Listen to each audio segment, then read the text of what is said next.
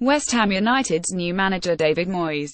Photo, Clive RoseGetty Images It wasnt quite on the scale of newly appointed Leeds manager Brian Clough telling a bunch of hardened, league-winning club stalwarts to take all of the medals they had won and chuck them in the bin, but David Moyes' press conference on Friday before his opening game as West Ham manager was certainly on that spectrum. When asked how they're going to treat an underperforming star, most managers would have the nous to publicly praise the player even if, in private, they're demanding more. It's the sort of thing you learn after the first time you get sacked on the computer game Football Manager. I can't comment on the earlier games, I can only go on what people tell me, and they say he hasn't come up to the standard he set while he was at Stoke, said Moyes of Marco Arnautovic. Even if basing an opinion on hearsay isn't a rock-solid foundation to build a working relationship, it wasn't too bad a statement in isolation. But he also has to be a team player. And I could say the clips I have seen of it, he's not looked a team player. But he wouldn't be the only one I'd say that about in the games that I've led West Ham this season, Moyes went on. They've got to be the ones who take responsibilities for what their actions are now. They can't always be saying it's the manager doesn't do this and the manager doesn't do that, let's see what you can do yourself. Overall, Moyes might have a point about the application of certain players, but if there's one person in the West Ham dressing room who doesn't want opinions to be formed about him based on what people say and clips of recent form, it's David Moyes. Yesterday, West Ham couldn't even muster the dead cat bounce which often accompanies a new manager in losing 20 to Watford, with Arnautovic leaving the pitch in apparent agony after suffering an arm injury. Moyes could have said they were unlucky, or that Watford goalkeeper Aurelio Gomez was man of the match. Instead he went for the players again. I always thought this was a big job. Some big players with big reputations disappointed me a lot, he said. I thought they would show me more. They need to show me why they have got that reputation.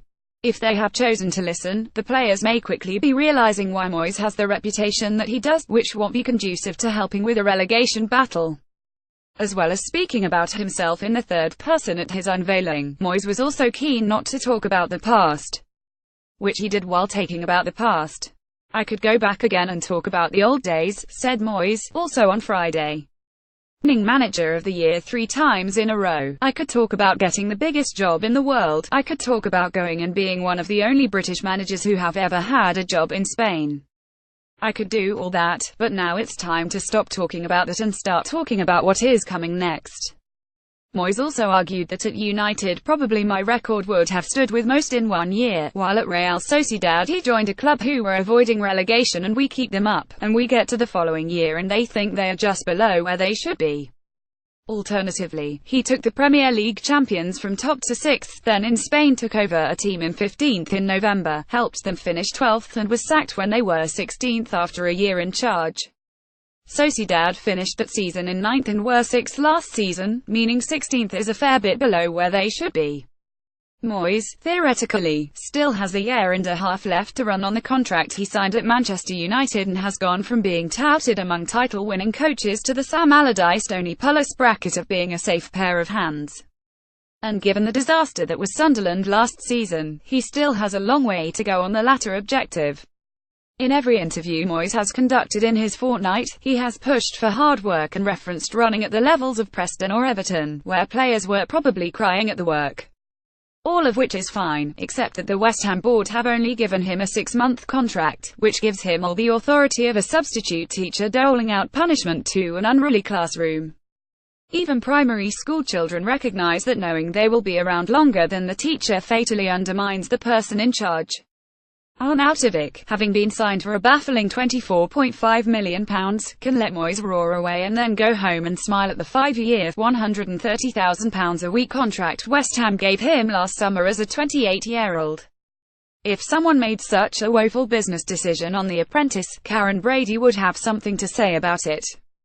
New managers always speak about working harder, but if Moyes' plans really are to increase the training volume to the point where players cry, he might not have the ones he wants available after a few weeks.